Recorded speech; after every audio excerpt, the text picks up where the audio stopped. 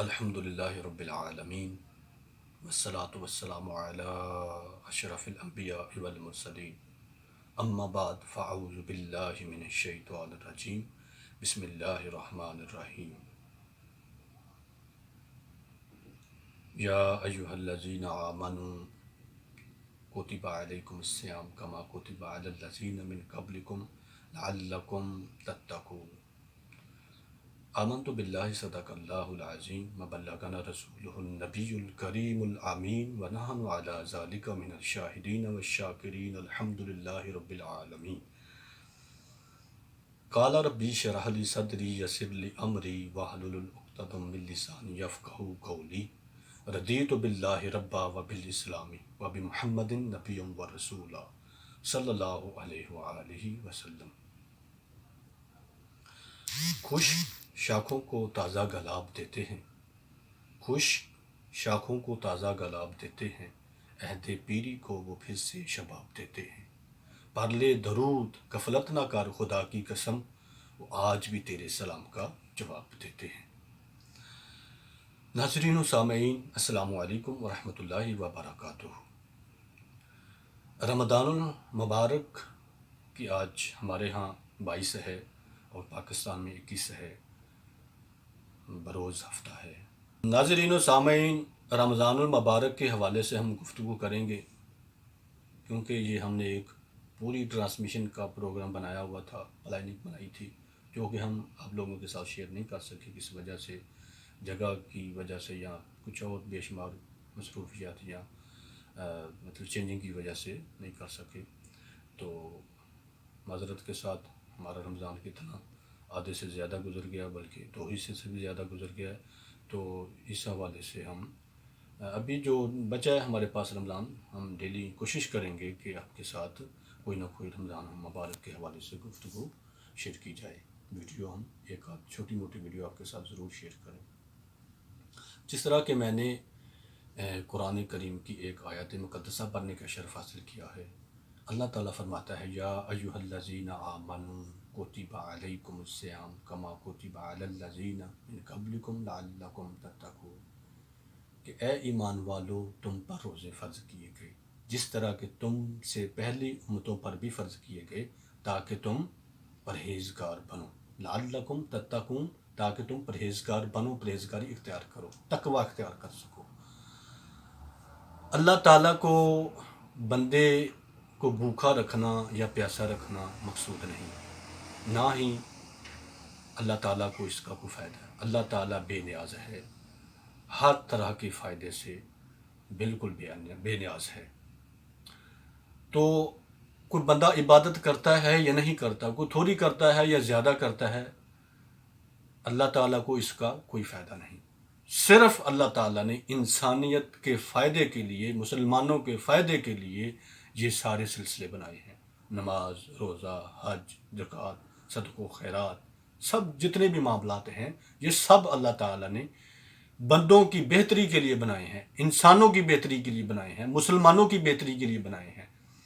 اللہ تعالیٰ یہ بھی چاہتا ہے کفار بھی سب کے سب مسلمان ہو جائیں، دائرہ اسلام میں آ جائیں۔ اللہ تعالیٰ چاہتا ہے سب مسلمان ہو کر یہ سب جنت میں جائیں۔ اللہ تعالیٰ کو مقصود نہیں کسی کو جہنم میں بھیجنا۔ اللہ تعالیٰ سب کا بھلا چاہتا ہے، سب کی خیر چاہتا ہے، سب کو چاہتا ہے سب ہر آدمی کامیاب ہو جائے، لیکن انسانوں کی اپنی اپنی کیٹاگریز ہے، کوئی مسلم ہے، کوئی غیر مسلم ہے، کوئی زیادہ عبادت کرتا ہے جو مسلمانوں میں ہے، جو تھوڑے مسلمانوں میں تھوڑی عبادت کرتے ہیں، کوئی روزہ رکھتے ہیں، کوئی نہیں رکھتے، کوئی حج و زکوٰۃ ادا کرتے ہیں، کوئی نہیں کرتے، ہر بندے کا اپنا اپنا معاملات ہیں۔ تو یہ سارے معاملات جو ہیں یہ اللہ تعالیٰ دیکھ رہا ہے۔ اللہ تعالیٰ ساری دنیا کو اس طرح دیکھتا ہے جیسے کہ ہتھیلی کے اوپر رائی کا دانہ ہے۔ یہ کوئی بندہ مت خیال کرے کہ میں کوئی کام چھپ کر لوں گا، میں کوئی گناہ چھپ کر لوں گا، کمرے میں کر لوں گا یا 7ویں کوٹری میں کر لوں گا تو مجھے کوئی دیکھ نہیں رہا، ایسا بالکل بھی کوئی بندہ گمان نہ کرے۔ اللہ تعالیٰ ہر چیز کو دیکھتا ہے اور ہر چیز کو جانتا ہے اور ہر طرح کا علم اللہ تعالیٰ کے پاس ہے۔ تو روزہ، ہم روزے کے حوالے سے بات کرنے والے ہیں، بات کر رہے ہیں، ہمارا موضوع تو روزہ ہے۔ اور روزہ اللہ تعالیٰ نے فرض کیا تاکہ مومن، ایمان والے پرہیزگار بن جائیں، تقوی اختیار کریں. یعنی کہ اس لیے یہ بھی کہا گیا کہ روزہ جو ہے یہ گناہوں کی ڈال ہے، گناہوں سے بچنے کے لیے بندے کو مدد فراہم کرتا ہے. روزہ ایک بندے کے لیے نیکی کا ایک ذریعہ ہے، نیکیاں کمانے کا ایک ذریعہ ہے. رمضان المبارک میں اس طرح اللہ تعالیٰ نے اللہ تعالیٰ اس کا اجر بڑھا دیتا ہے. یعنی کہ نفلوں کا ثواب اللہ تعالیٰ رمضان المبارک میں فرضوں کے برابر کر دیتا ہے. اور کوئی بندہ ایک نیکی کر رہا ہے عام دنوں میں تو اللہ تعالیٰ اس کے بدلے میں 10 کا ثواب عطا فرماتا ہے. اگر رمضان المبارک میں کوئی ایک نیکی کرتا ہے تو اللہ تبارک و تعالیٰ اس کا اجر بڑھا کر 70 کے برابر کر دیتا ہے. تو یہ رمضان مبارک کی ساری برکتیں ہیں. اور اس میں جو بندہ روزہ رکھتا ہے اس کی برکت اتنی ہے کہ اگر سارا سال بندہ روزہ رکھتا رہے اور رمضان مبارک کے ایک روزے کے برابر وہ سارے سال کے روزے نہیں پہنچتے، جو اجر جو ثواب اللہ تعالیٰ نے رمضان مبارک کے ایک روزے میں رکھا ہے پورے سال کے روزوں میں وہ ثواب نہیں ہے، وہ اجر نہیں ہے، وہ فائدہ نہیں ہے، وہ فوقیت نہیں ہے، وہ سارے سال کے روزوں کو فضیلت نہیں مل سکتی. تو یہ رمضان مبارک کے روزے اللہ تعالیٰ نے اس لیے فرض کیے ہم اپنے آپ کو پرہیزگار بنا سکیں. یہ اللہ تعالیٰ کا ہمارے اوپر احسان ہے. دیکھو ہم خوش نصیب ہیں، خوش بخت ہیں. ہمیں اپنے نصیبوں کے اوپر ناز کرنا چاہیے کہ اللہ تعالیٰ نے ہمیں پھر رمضان مبارک عطا فرمایا. اور رمضان مبارک عطا فرمایا، گزر بھی رہا ہے. کتنا گزر گیا، کتنے باقی ہیں. جو لوگ بہانہ ڈالتے ہیں یار میرے پیٹ میں درد ہے، مجھے یہ ہو گیا، مجھے وہ ہو گیا، میں روزہ نہیں رکھ سکتا، میں بیمار ہوں، مجھے فلاں ہے، میرے سر میں درد ہے، میں کمزور ہوں، میرے ہاتھ کامنا شروع ہو جاتے ہیں، میں کھانا نہ کھاؤں تو ایسے ہوتا ہے، پانی نہ پیوں تو یہ ہوتا ہے. لوگ بہانے ڈالتے ہیں، بڑا کچھ کرتے ہیں، بڑے آسرے لیتے ہیں روزہ نہ رکھنے کے لیے. یار یہ 12-14 گھنٹے کا روزہ کیوں نہیں رکھتے؟ اس کے بدلے میں اللہ تعالیٰ آپ کو کیا کچھ دے رہا ہے. اگر پتہ چل جائے تو میں کہتا ہوں آپ کہیں کہ 12 مہینے روزے ہونے چاہیے. اگر رمضان کی فضیلت کا پتہ چل جائے، روزے کی فضیلت کا پتہ چل جائے تو ہم کہیں پورا سال روزے ہونے چاہیے، ایک دن بھی بغیر روزے کے نہیں ہونا چاہیے. پورا سال رمضان مبارک کا ہو، ایک دن بھی غیر رمضان نہ ہو. ہم خواہش کریں. خدا کی قسم اللہ تعالیٰ نے اتنی اس میں برکتیں رکھی ہیں. اور اللہ تعالیٰ فرماتا ہے میں روزے دار کے لیے جنت کے 8 دروازے کھول دیتا ہوں. جو بندہ روزہ رکھتا ہے میں جنت کے 8 دروازے ہیں سارے کے سارے اس کے لیے کھول دیتا ہوں. اس کی مرضی ہے جنت کے جس مرضی دروازے سے جنت میں داخل ہو جائے. دیکھو کتنی فضیلت ہے، کتنی برکت ہے. روزہ افطار کرانے کی اتنی فضیلت ہے. جو بندہ کسی کا روزہ افطار کراتا ہے، افطاری میں کسی کو ایک کھجور دی یا پانی کا ایک گلاس دیا، ابھی پیٹ بھر کر کھانا کھانا یا کھانا کھلانے کا تو معاملہ دور کا ہے، وہ تو بعد کا ہے. جو کسی کو ایک کھجور دیتا ہے کھانے کے لیے افطاری کے ٹائم پہ، نبی کریم علیہ الصلوۃ والسلام فرماتے ہیں اس کی گردن کو جہنم سے آزاد کر دیا جاتا ہے. اور ایک حدیث کے مطابق آپ صلی اللہ علیہ وسلم فرماتے ہیں کہ جبرائیل علیہ السلام لیلۃ القدر میں اس بندے کی مغفرت کی دعا فرماتے ہیں. جو بندہ اللہ تعالیٰ کی رضا کے لیے روزے کی افطاری کرواتا ہے، اس کا مقصد خدا کی رضا ہونی چاہیے اور بندے کا احساس ہونا چاہیے، دکھلاوا نہیں ہونا چاہیے، ریاکاری بالکل نہیں ہونی چاہیے.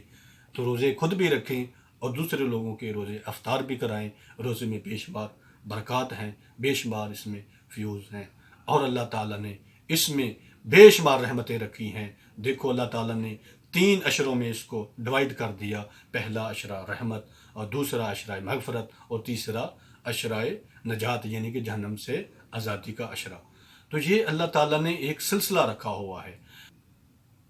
اور نبی کریم علیہ الصلوۃ والسلام جب ممبر پر جانے لگے تو آپ نے پہلا قدم مبارک رکھا تو فرمایا آمین، دوسرا قدم رکھا تو پھر فرمایا آمین، جب تیسرا قدم مبارک رکھا تو فرمایا آمین.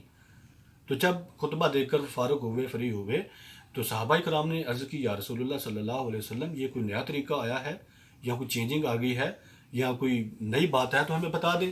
تو آپ صلی اللہ علیہ وسلم نے فرمایا نہیں، یہ نئی بات نہیں ہے، کوئی نیا طریقہ نہیں ہے، طریقہ وہی پرانا ہے. لیکن جب میں ممبر پر تشریف فرمانے لگا، پہلا قدم مبارک رکھا تو جبرائیل علیہ السلام آئے اور کہنے لگے اے اللہ کے نبی، جس بندے نے اپنی زندگی میں رمضان و مبارک کے روزے پائے، رمضان و مبارک پایا اور اپنے گناہوں کی بخشش اور مغفرت نہ کرائی، اس بندے کی خاک آلود، وہ بندہ تباہ و برباد ہو گیا۔